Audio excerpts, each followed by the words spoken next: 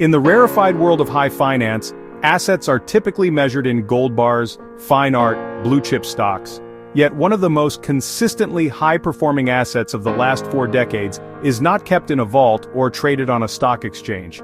It is carried on the arm. The Hermès Birkin bag is not merely an accessory, it is a meticulously engineered financial instrument whose value appreciates more reliably than many traditional commodities. This is not a product you can simply decide to purchase. There is no online store, no catalog to browse, no waiting list to join. The story begins, surprisingly, with an accident. In 1984, on an Air France flight from Paris to London, English actress Jane Birkin was struggling with her famous wicker basket when its contents spilled across the aisle. She lamented to her seatmate that she could never find a leather weekend bag that was both elegant and practical enough to hold all her things. Little did she know her seatmate was Jean-Louis Dumas, executive chairman of Hermes, the one man who could bring such a bag to life. Intrigued, Dumas took the airplane sickness bag and began to sketch. Together they imagined a bag that was spacious, sturdy, sophisticated. It would have a wide rectangular shape, a burnished top flap, and a swivel clasp to keep it securely closed. By the time the plane landed in London, the foundational design for what would become the Birkin bag was complete. A serendipitous encounter at 35,000 feet had created a legend. The soul of a Birkin bag does not reside in its logo or price tag, but in the hands of the single artisan who creates it from beginning to end. At Hermes, the production of a Birkin is not an assembly line process. It is a sacred ritual, a commitment between one craftsperson and one creation. Each artisan trains for years, often for a decade, to master the intricate skills required to work with the world's finest leathers. From cutting the first piece of hide to polishing the final hardware, the entire object is the work of one individual, ensuring a seamless and singular vision. This painstaking process takes a minimum of 18 hours of focused labor, though for exotic skins, the time can stretch to 48 hours or more. Every stitch is done by hand using the iconic saddle stitch, a technique passed down from Hermès' origins as a 19th century harness maker.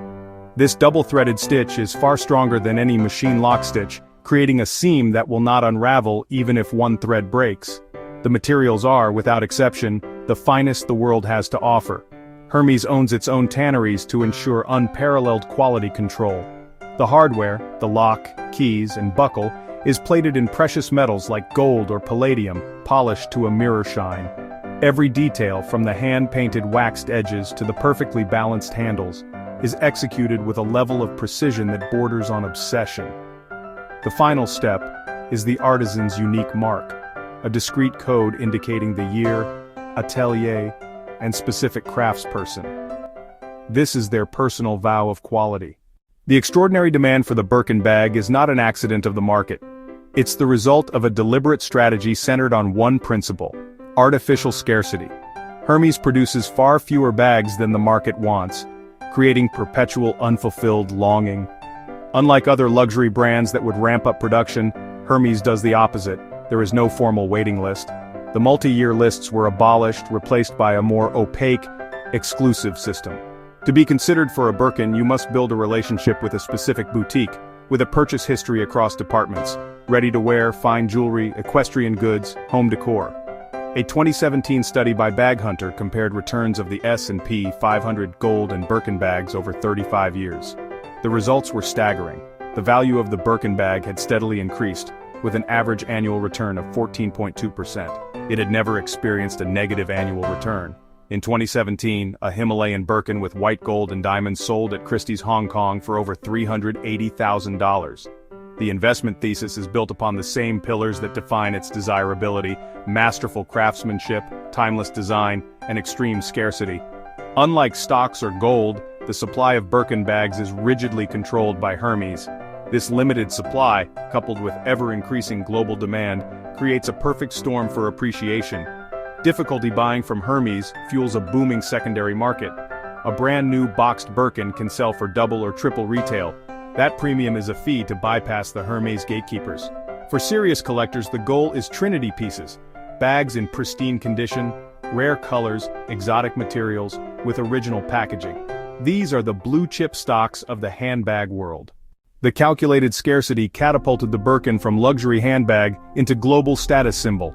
Owning a Birkin signals immense wealth and marks its owner as part of a tiny fraction who can afford a six-figure price tag.